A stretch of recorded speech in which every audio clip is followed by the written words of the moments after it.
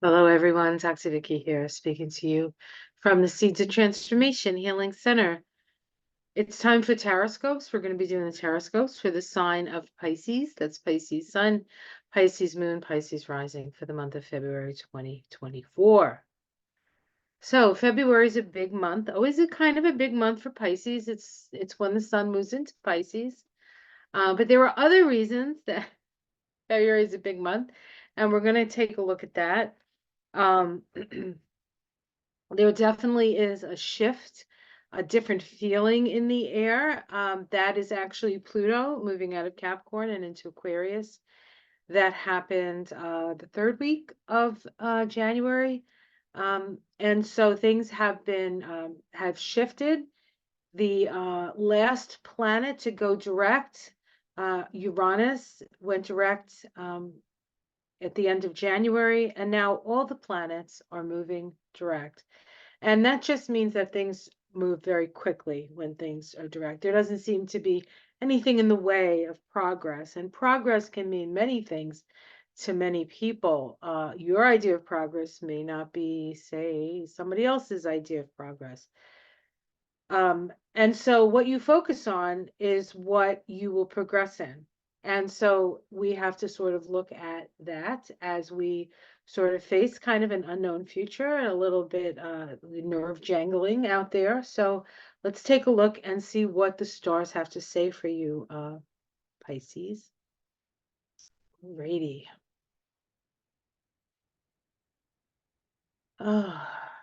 Where is the pardon me. Oh, here we go. Okay, I found it. I knew it was there. This is the first one. All right, we're gonna just go. I just did that. Let's see, where are we? Pisces, Pisces, Pisces. There we go. Pisces. So, as many of you Pisces probably already know, that you are a mutable water sign. Mutable signs are the changeable, the mutating signs. They are considered the signs of humanity and our ability to adapt and live with each other. Your mantra, Pisces, is I believe, and your ruling planets are Jupiter and Neptune. Jupiter, of course, was your ruling planet before they discovered Neptune, and then Neptune sort of took over or took on Pisces. But Pisces is the energy of all oneness and unity. So why not have two planets? Maybe Jupiter needed the help. Both Jupiter and Neptune are planets of expansion. Jupiter expands to the edge of Saturn. Saturn contains Jupiter. But then on the other side of Saturn is the vast unknown, and that is where Neptune rules. So this connection with Pisces can be go as far as we can go on the physical plane, as well as far as we can go into infinity on the metaphysical planes. All right, let's take a look. So this just happens to be the chart for the year for Pisces. I just want to point out that you can see that like over here, we have two Plutos. This one is yellow, this one is green. This is Pluto in Capricorn. It just moved out into Aquarius. It's going to spend most of the year in Aquarius, but then it does go back into Capricorn, that last degree of Capricorn, the period at the end of the sentence on September 1st, and is there until Joe Biden's birthday, the 20th of November. So we have a lot of shifting happening this year, a lot of shifting, and decisions will be made. This red line here is the journey of Mars. Mars pretty much goes through it goes through the zodiac until it starts to slow down in Cancer and then stops in in Leo, but that's towards the end of the year. We won't talk about that till we get there. But I do want to point out that, Neptune is in Pisces. It's been there for a long time. Neptune spends 14 years in a sign, but Jupiter spends about a year in a sign. And this year, Jupiter is moving into um, Gemini from Taurus. You see that here in the chart. So as a ruling planet for you, Pisces, this is significant. Um, there was a little bit, we had your one ruling planet in water, the other ruling planet in earth. That makes mud. It's a little harder to swim through it. Now you're going to be acting once Jupiter goes into Gemini. You're going to be like flying fish, half the time in the water and half the time in the sky. And we're in an 8-year, lest we forget. All right, let's take a look at what's going on here. Now, as a Pisces rising, a Pisces, there's a lot of energy, as you can see in this chart, in the 12th house. 12th house is the last house of the houses. It's the house where we let go, let God, and where we sort of move back into the oneness of spirit. And then when we get to the first house, that's when we're sort of reborn into something. So there's definitely energy of sort of moving back into that great cosmic sea, which you rule anyway. So it's not like oh no, Pisces, I'm in the great cosmic sea. Maybe if you were Taurus in the great cosmic sea, or another sign that likes holding it together, right? But you're Pisces, so this is like you're in your element, really. But it does have a purpose. Not just about floating around there.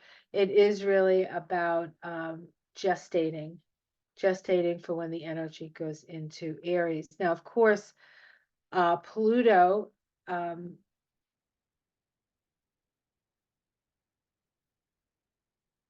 or goes into that first house. Pluto is not going to be there for 20 years, so you don't have to worry about Pluto. The sun will move into that first house, illuminating perhaps a new way of being for you. That's going to happen on the 18th, because that's when the sun moves into your sign, Pisces, and moves into that first house. Mercury follows into that first house. And we have to remember that Saturn and Neptune are there. Neptune since 2011, Saturn since last year, right? Last year, March of last year. So we are both Pisces, letting go and building up with those two planets in there for so long. And then the sun and Mercury comes in later in the month. But before we get there, also notice how much stuff is going on in the 12th house, including Pluto, right? The sun, Mars, Mercury, Venus, they're all in there along with the new moon. We'll talk about it. So February 2nd, Mercury makes a waning sextile to Mars. Mercury is communication. Neptune, your ruling planet, is divinity, it's spirit, it's oneness, it's unity consciousness. And so there is communication between unity consciousness and Mercury in Capricorn, which is nice because Mercury, while in Capricorn, uh, imbues a lot of structure to the way we think. And so it's as if spirit is giving us a download before Mercury, a couple of days later, moves into Aquarius and meets up with Pluto, because everything that moves into Aquarius must go past the guardian at the threshold. And the guardian at the threshold of Aquarius right now is Pluto. Everything has to go through Pluto. So everything in a way is going to go through a transformation. We're all going to go through some pretty, perhaps intense, but definitely things are changing in a very personal way for all of us. And for you, it's all happening. All of that movement into Aquarius is going to be happening in your 12th house. So it may not be evident to people as much as it is for other signs, but be aware that that is happening. Week 2, I said that Mercury ingresses into Aquarius. Mercury conjuncts Pluto. 2 days later, Venus makes a waning trine to Uranus. Venus is love and money. Uranus is change. Waning trines, there's a flow. There's nothing getting in the way. This is an easier time to let go, to be free, or to go freely. as it were. And it doesn't mean you're going away per se, but it definitely is an energy of freeing yourself from constraints. Excuse me. Oh my God, I'm gonna have to get up. I feel like I'm getting an allergy attack. Mm, I'll have to get some cough drops. Sorry about that. So this is a natural time of breaking free, breaking away. But it is a trine, so it's not traumatic in any way. So if there's something you need to let go of, especially around relationships, this might be a good time. And it could just as easily, you allow the person you're with to be, you're not as afraid that they're going to go anywhere. So you sort of step back from being too clingy, right? Um, we also have Mars make a waning sextile to Neptune. Mars is action. Waning sextiles have the energy of Aquarius, humanitarianism, raising all boats, progressive thinking, progressive change. The changes benefit everybody, not just the few, right? Not just the head of things, and not just the people, not just the CEOs, and not just the who are those guys? The board of trustees who make all the money and don't pay any of the taxes. Those guys. All right. On the 8th, the sun makes a last quarter square to Uranus. This can create a crisis of sorts. Uranus is about freedom. The last quarter square has a Uranian nature to it anyway, where we're moving away from be having other people tell us what to do, and we become an authority in our own lives. So there's that energy there already, and then you're dealing with Uranus in Taurus and the sun in Aquarius. This is, is the sun in Aquarius? Yes, yes. The sun in Aquarius. This could be around issues of like fair distribution of resources. On the 9th, we have the new moon at 21 degrees of Aquarius. It's the beginning of the year of the wood dragon. Last time we were in a dragon year was 2012. That was when a lot of things started in 2012, if you remember, including the start of a period of time where we had 7 exact squares between Pluto and Uranus in the sky, the two planets that came together in the 60s that changed it all. And crisis after crisis after crisis, 2012 to 2015 that we had to face. I don't know about you, but I had a lot of personal crises at that time, and has sort of brought us to this place where we're at now. So everything on some level serves, I guess. But the wood dragon is wood is growing. So I was listening to somebody who does this Chinese. I'm not by no means an expert, but she said that when it's wood, there's force behind it. The force of growth is behind it. And so this is a time of growth. And so it's real important that you grow what you want to grow and not what you don't want to grow. And so you want to try to avoid being too fearful because you don't want to grow reasons to be fearful. It's a good time to visualize and creatively visualize what it is that you want to bring into your life. Focus your intentions on that. Focus on what you love to do. Being in your heart goes a long way to both protect you and for you to get exactly what you want to get. I mean, sometimes we're not used to getting what we want or what we imagine we could have, I think is probably more like it. Um, on the 10th, Mercury makes the last quarter square to Jupiter. Mercury and Jupiter, the two planets associated with the mind, so we could be arguing with ourselves on this day. Again, it's a last quarter square, so it's about reorienting your mind. And I would say most definitely trusting your intuition over your reason. Okay. Week 3, February 13th, we have Mars ingress into Aquarius. So this is important.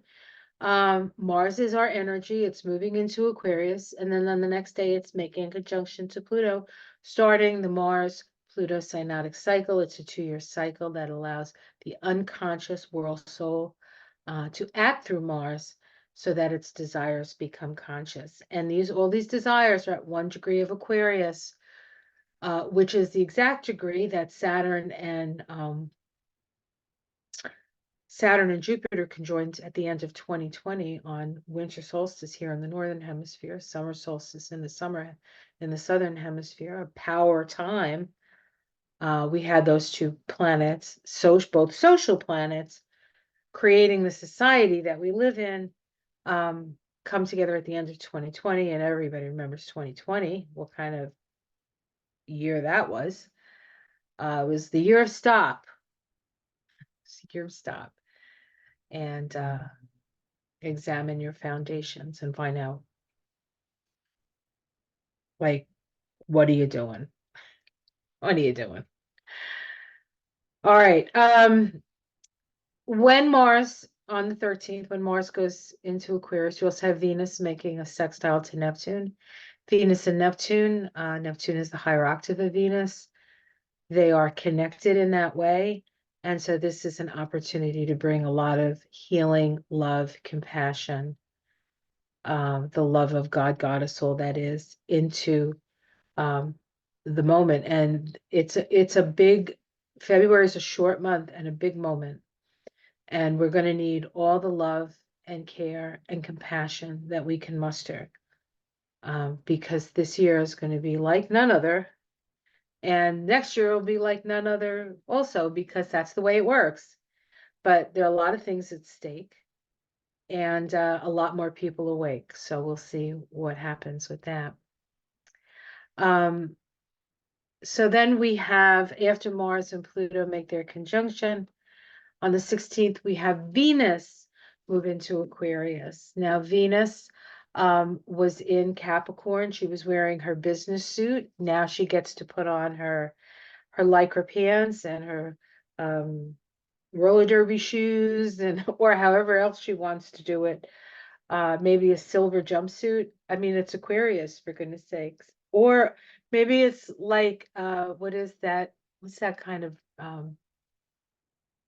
there's a fashion that everything is super exaggerated, and I'm trying to think of it. It's like weird stuff. That's Venus in Aquarius. Plus, she's very friendly, so she could just be bringing muffins to all her friends at this point. But Venus in Aquarius makes us much more friendly and open to maybe even people who are a little bit different than we are. And then on the 17th, she conjuncts Pluto, right? She has to get the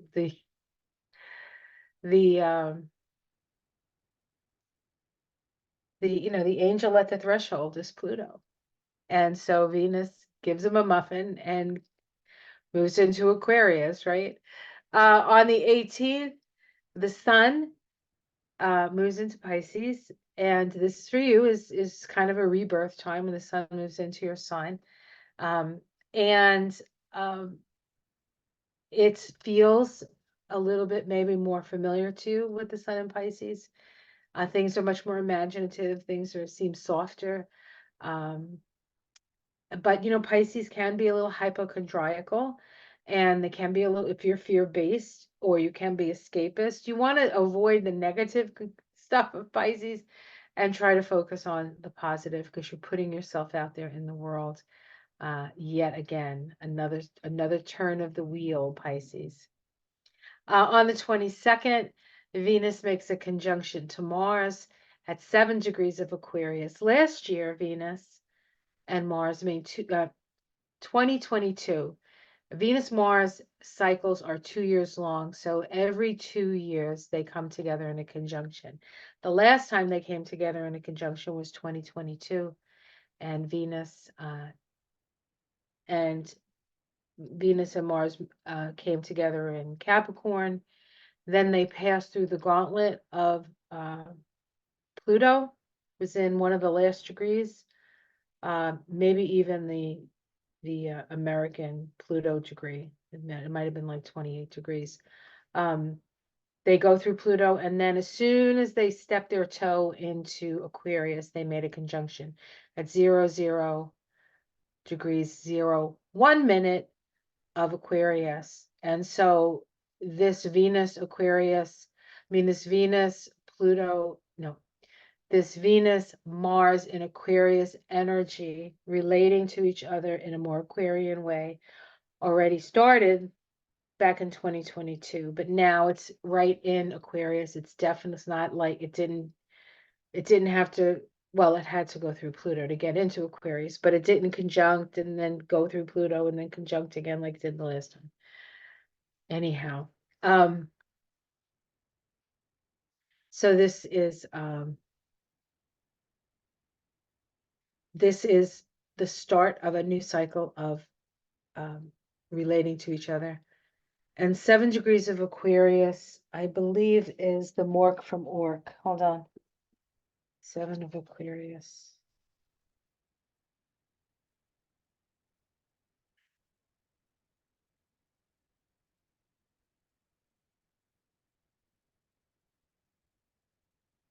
A child is seen being born out of an egg. The emergence of new mutations according to the great rhythm of the cosmos. Dan Rudger. All right.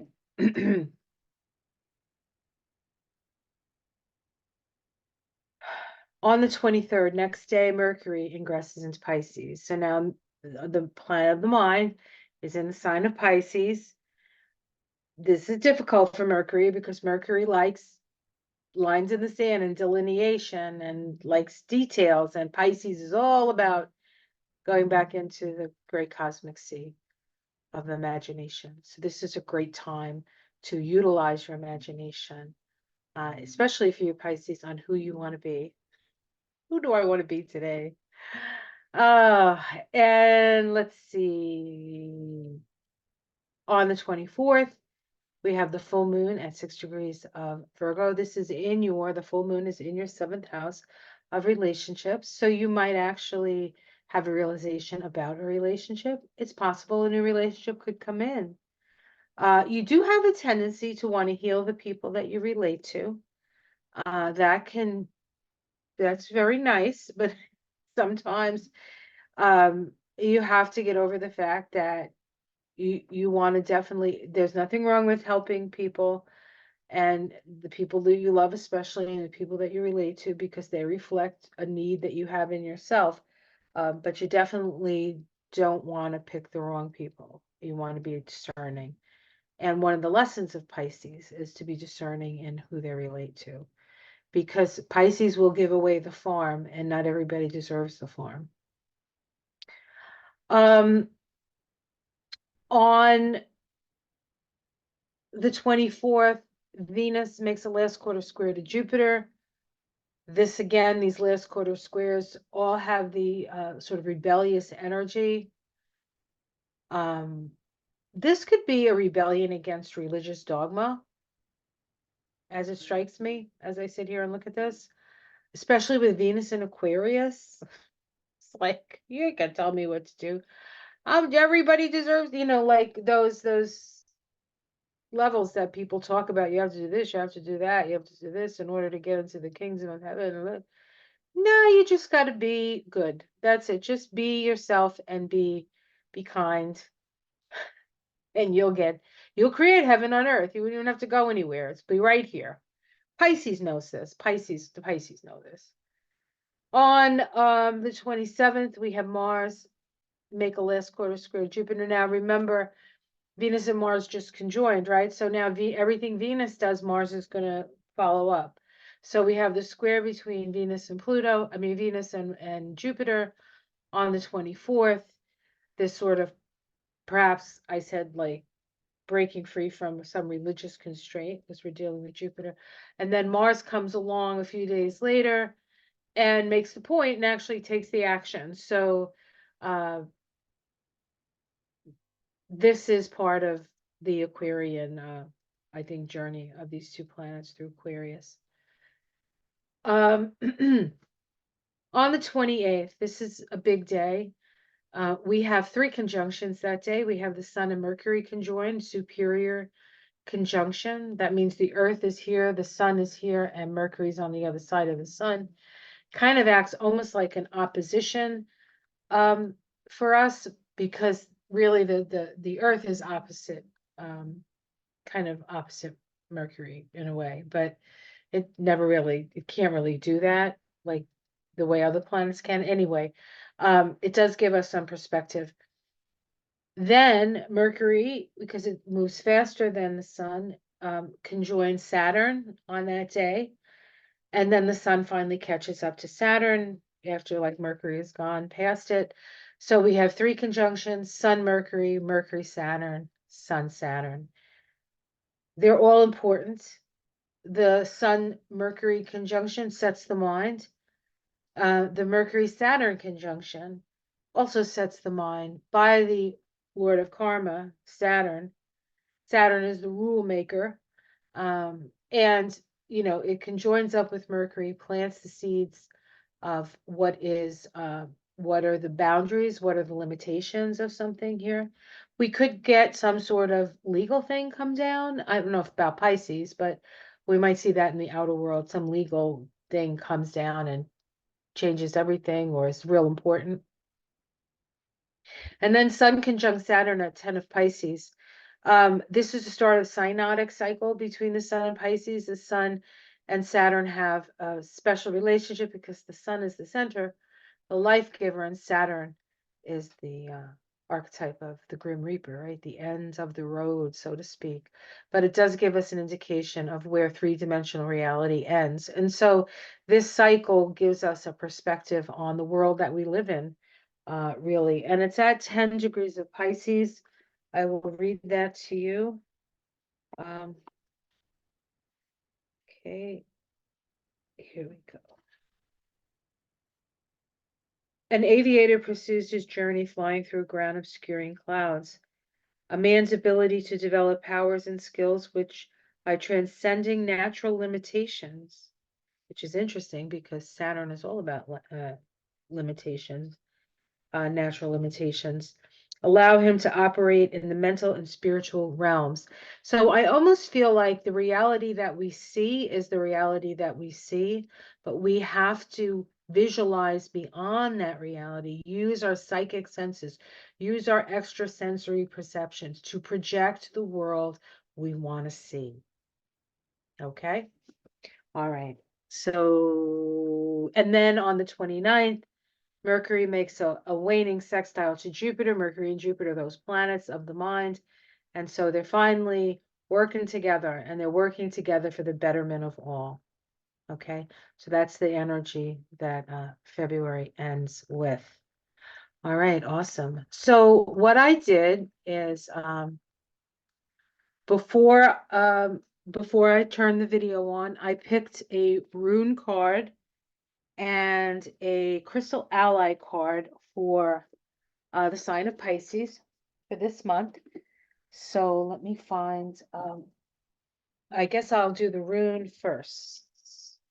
No, you know what? I'll do the crystal first. So the crystal I selected from my crystal ally cards was calcite. And according to the crystal ally cards, this is spontaneity. Spontaneity. Now the cool thing about calcite is it comes in so many different colors. In fact, one of my favorite stones, I love the way it feels. This is a golden calcite, right? And this is how it grows in these sort of rhombohedrons, I think they're called. And here's a green calcite. I've seen them peach, I've seen them purple, I've seen them blue. I think this is another green. And they're really nice. They have a nice feel to them. I love working with calcite. But because they come in so many colors, you can align them with your chakras if you want. whatever calcite you're attracted to. There's no right or wrong. There's also optical calcite, that when you look at it, there's a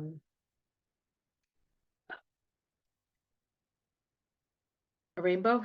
Sorry. All right, I'm going to read to you. I can't find my Crystal Ally deck book that comes with it, but I will read about calcite too, very, very, very briefly from this book. It's Love is in the Earth by Melody. It's came out in the 80s, maybe. I've had it for years and years and years. In fact, when I met my husband, oh, 95. Okay, I'm wrong. Thought it was sooner than that. When I met I've had it for 30 years. When I met my husband, he had one and I had one. We both had the same book. So we knew we were meant for each other. All right, calcite. Says this mineral releases electrical impulses when placed under pressure and is an energy amplifier. It is said to help the mind and body to remember. The mind to remember information brought to bear during astral travel and channeling experiences. The body to remember the state of perfection during disease in order to return it to its natural state of flawlessness. It is useful in a multi-directional energy distribution. It appears that the energy which is directed inward toward the central forces of the mineral separates and returns to double the intensity. So it sort of draws in the energy and then draws it back out and pushes it out. It brings forth polarizing prismatic energy, which engenders a spectrum of energy to clear and activate all of the chakras.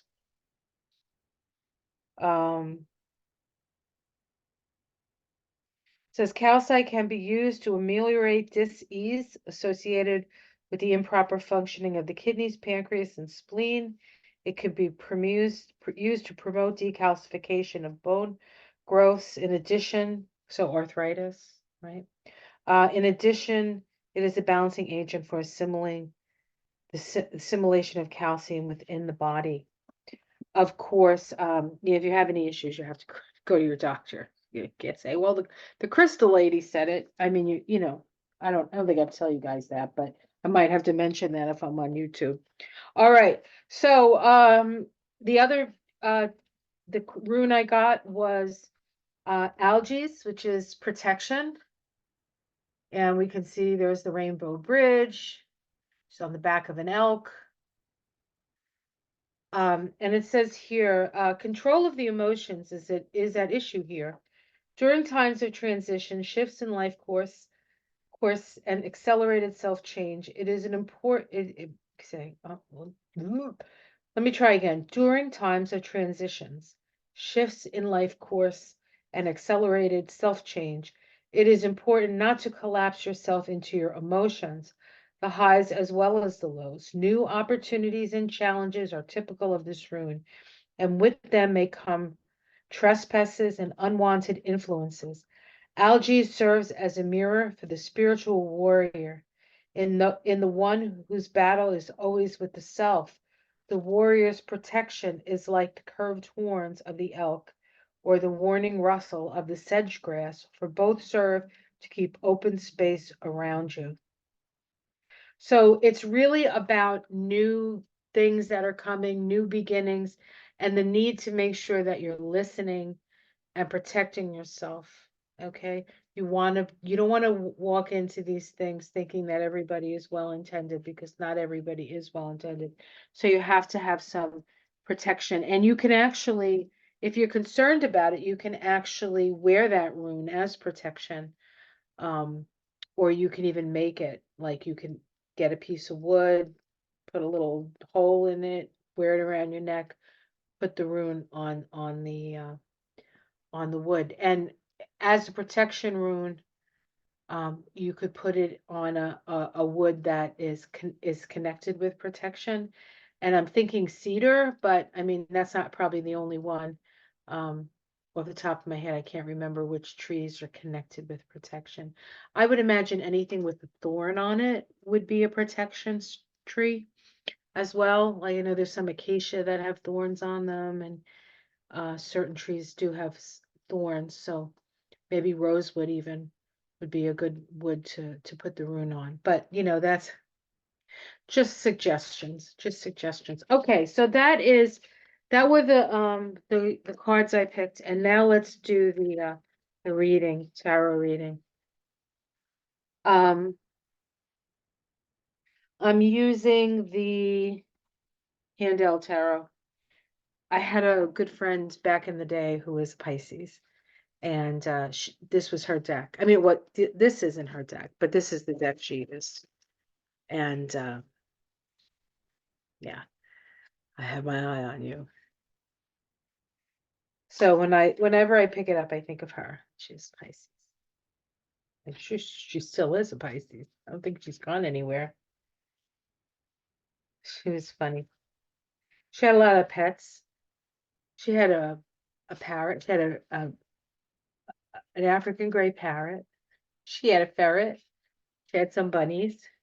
She had a cat. She had a lot of pets. Lovely person. Lovely person. All right.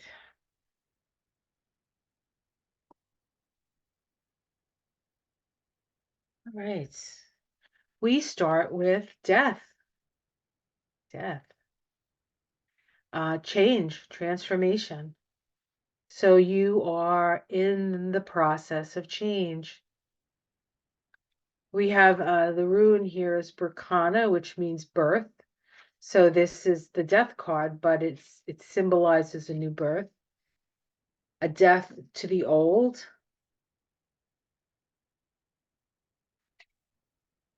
and a new beginning. Challenge. Ah, full illumination. How is it? I think, well, I don't know. Let me continue. I don't want to say it. Underneath it all, the Ace of Cups, happiness. Yes, you want to be happy. I guess what this card is saying is with the sun crossing the death card is uh you need a willingness to let it all go. I don't know what that means, but that's what that looks like. In the past, we have the two of um stones. This is harmony. It's also balancing. There's a balancing quality to this. So you've been sort of trying to balance things out, work and pleasure, balancing the books, balancing your emotions. Everything has been like you've been doing this thing, right? In the sky, the Son of Swords, the Prince of Swords. We have Osiris here. Osiris, another symbol of death and rebirth. Osiris, death and rebirth. But Isis put him back together. I think the only thing that she couldn't find was his phallus. But then maybe she found it because she had Horus, or she found the phallus first and got pregnant with Horus. Then she found the rest of them. I don't know. But it's about a dismembering and a remembering. A dismembering and a remembering. We have the Five of Cups in the immediate future. This is about some loss, some disappointments. It's important that even if you have your disappointments, that you focus on what you have instead of what you don't have. Not to say that you don't have the right to mourn what needs to be mourned, but you also need to remember that the future is there for you and you just need to grab it and move forward a little less encumbered than before. How it's seen from the outside, that you're being reborn, the Ace of Wands here, the Ace, what is this? The Ace of Wands in the East. Yeah. So fire, new ideas, newness. Domestic situation, ooh, the Nine of Wands. This is called power in this deck, but this is about having healthy boundaries. You're going to be disappointed, but you need to maintain your boundaries. Know where your line is. It's very important in your domestic situation. Hopes and fears, the Prince of Stones. You hope that you've put enough away, that you've been judicious enough, maybe with your resources, that you have something, a nest egg, I guess, or something you can depend upon. See the outcome. The Daughter of Stones, the Princess of Stones. This is the page of pentacles or stones in this is somebody who's learning. We have the Princess of Stones, White Buffalo Woman. She was the one who would come to let us know that a time of peace was at hand. And the white buffalo actually has been born. And there are any number of there are white lions, there are white buffaloes. There's a whole bunch of white animals that have come onto the planet just recently. And that's also symbolic of this possibility, this opportunity for a different kind of future to the one that we know, that we've come accustomed to. I'm going to pick a few more, see if we can get a major arcana. We get the Seven of Stones, the Four of Cups. So, happy, not happy, happy, not happy. The Hanged Man. Yeah, so this is the Pisces card, Pisces. In fact, we could just put him right there. He'd fit right in, wouldn't he? Yep, the Pisces card. This is about knowing what you can affect and affecting it, and knowing what you can and letting it go, and staying connected to the energy of cosmic consciousness, which I don't know if you would know how not to, but underneath it all, we have the Mother of Swords, the Mother of Cups, so two queens, and the Three of Wands, virtue. So we have two queens and virtue. So you are supported by the goddess. You are supported for your good work. You will be able to move through this time of death and rebirth. You will find your peace and you will find your happiness. And a lot depends on your ability to stay connected to spirit. So that's what those cards say to me. All right. Well, I hope you find this helpful. Like and subscribe if you would. Share this with another Pisces if you feel they could benefit from this. I do personal readings using astrology, numerology, and Kabbalah. They run an hour or an hour and a half if it's your first time, and you can see your way through the little extra money to get that extra half hour. I would suggest the 90-minute, especially, as I said, if it's your first time. Or otherwise, we can do what we can do in an hour, especially if you've been to me before.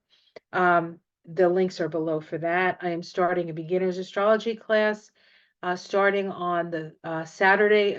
They're both beginners. One is starting on Mondays and one is starting on Saturdays. The Saturday starts first on the 3rd. It's for 6 consecutive Saturdays from noon to 2.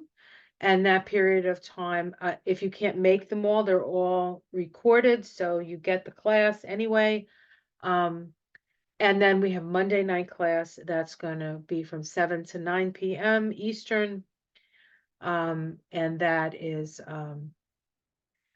Monday the 5th for 6 consecutive Mondays. So if you're interested in that, the link's below for that as well. I'm also, hopefully this will come out in time for you to, if you're interested in this, to do it, an introduction to the Kabbalah, which is happening on the 18th of January. So starting another 6-week course, 6 consecutive Thursday evenings. So that's what's happening, guys. Have yourself a great month, and I'll see you again in March. Take care of yourselves, Pisces. We love you.